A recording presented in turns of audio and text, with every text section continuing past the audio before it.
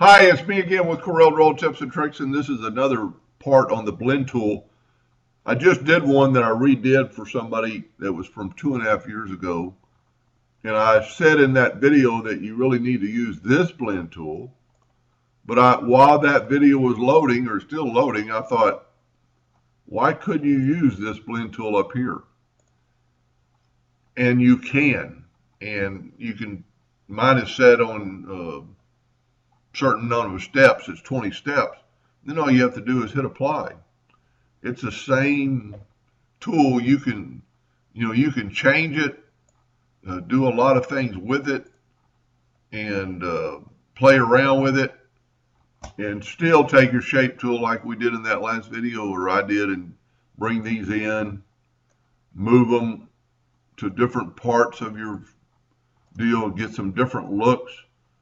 While I was playing with it, I came up with a pretty unusual look. This looks pretty cool. So you can use the blend tool up here, and let's just back up, and you could actually maybe even use this one a little bit more. Let's make 50 blends and hit apply, and you get a totally different look. Anyway, so you can use the blend docker that's under effects to do that blend. Anyway, hope that helped a little bit. Thank you for watching.